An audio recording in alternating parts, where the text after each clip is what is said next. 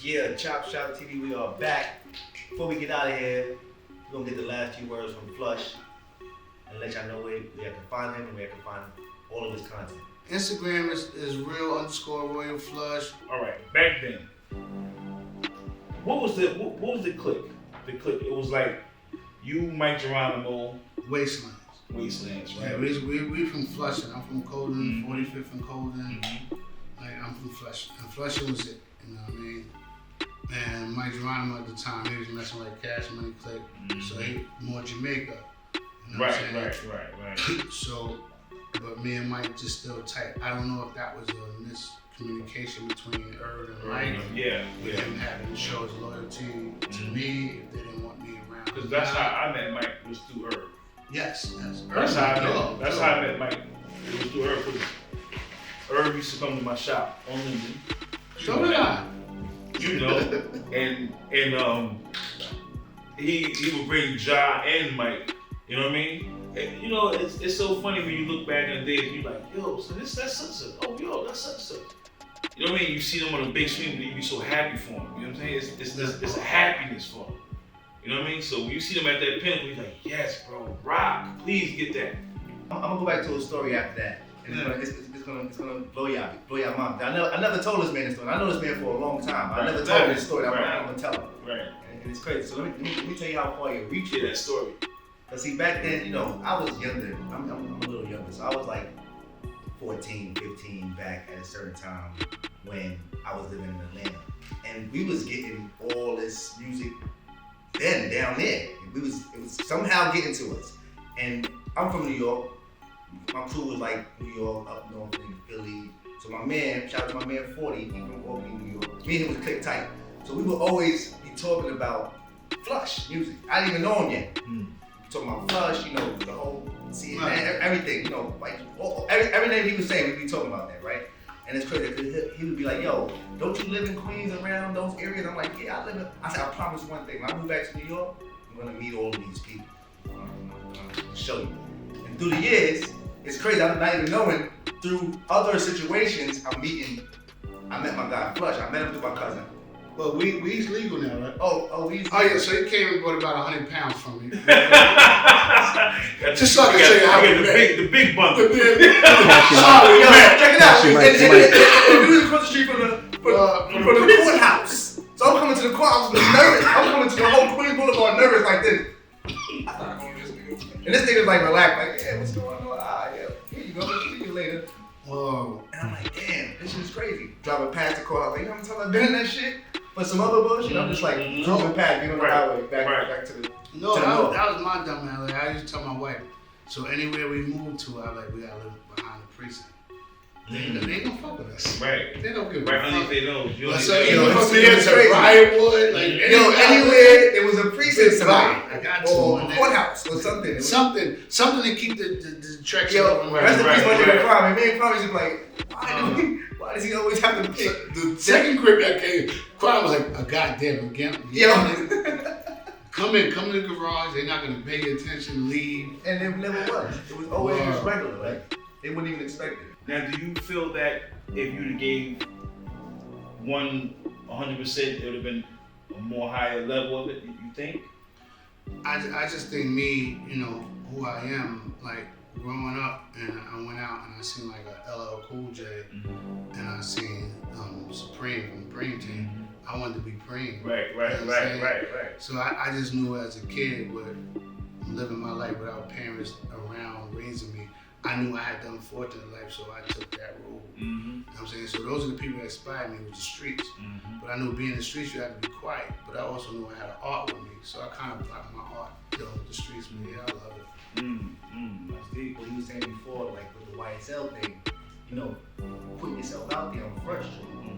But at the same time, you still in the back street. Right. That could cause conflict. You know what I'm saying? Yeah. Them niggas was good old country boys. Yeah. Them niggas went to school. Them niggas ain't chillins. Yeah, them niggas, their parents ain't missing school trip. They played football in kindergarten. Like, they had 3 sports before they did what they did. And I'm telling you, being that I grew up in Atlanta, so I know We out there, there's nothing to do. I was on the track team, I was on the orchestra team. Okay. all that shit. Now, I'm going to play devil's advocate, right? Gunna. Since we're talking about that situation, right? We're saying he was a. You know, let's smoke about this one, right? This is a smoke because about situation. This is something that we talk about in the streets, and we differentiate civilians and street people, right? Now, was Gunna a civilian or was he a street person? Street nigga, no. I don't think none of them are street niggas. You know what I mean? I think that if it was one person that was a street nigga, manipulate is the best thing in the world, especially to around people that's not used to it. Do I think the main nigga? What was the main nigga? Thugger, do I think? Yeah, I think Thugger, yeah. I think Thugger, not saying he a gangster, I think he knows how to control the room. You know what I'm saying? So controlling the room is everything. So in that situation, he knew how to control the room. Did I think they was gonna be stand-up niggas? No. But Gunna was gonna be stand-up niggas? No. Gunna's an innocent kid, man. I mean, he got some history with him where I seen him on something else that I wasn't supposed to see him on. Right. My like I said, I'm gonna give y'all a lot of game from retirement. My solution is you can't be a rat until someone puts you in a situation to be a rat. You know what I mean? Like anybody's destiny, anybody's calling you put them there. You know what I mean? So once you put a nigga in a situation where he becomes a rat, then you already knew he was a rat. Man, this was a good boy. Like for instance, like I hang out with my niggas, and I got a bunch of niggas with me that hold guns. But you don't think I mind paying security $100 an hour for 4 hours? Which so is all this fucking gun? Right. So what I want, my nigga to get locked up, and then I said I was gonna get his bail, but I had a show and I ain't show up, and he's mad and he getting up. Nah, I ain't gonna put my niggas in that situation. Period, my nigga. If I could pay someone to do what we gotta do. You know, one time I was hustling and I had some young boys with me, and I was like, they wanted to hustle, so I said I gotta go uptown and pick up. And I was like, you wanna ride with me? I said I gotta go with a brick. So the brick might get you 4 years, 5 years, you get caught, you know, you're young.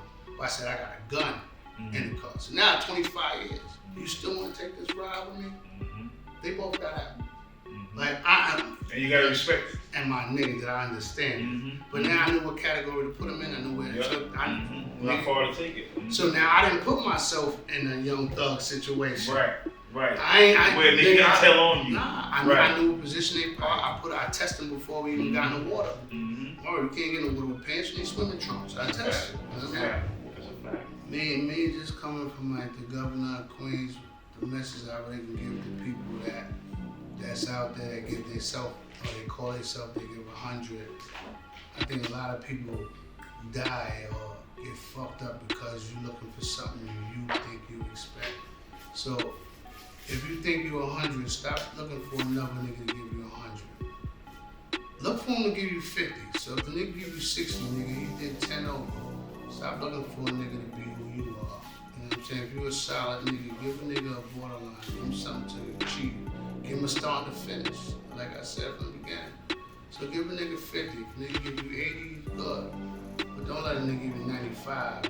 He asked for a burger, but he forgot the cheese. So now, you know what I mean? So stop giving a nigga failure.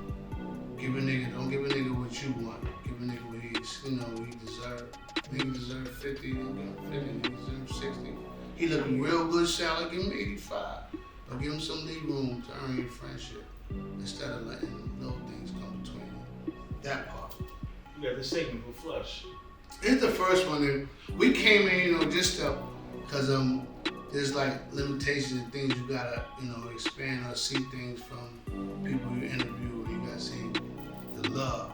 So this was the first one, so we're gonna do it. But we're gonna be back. We're gonna show our charisma, our jokes, porn star. Regular shit. Yeah.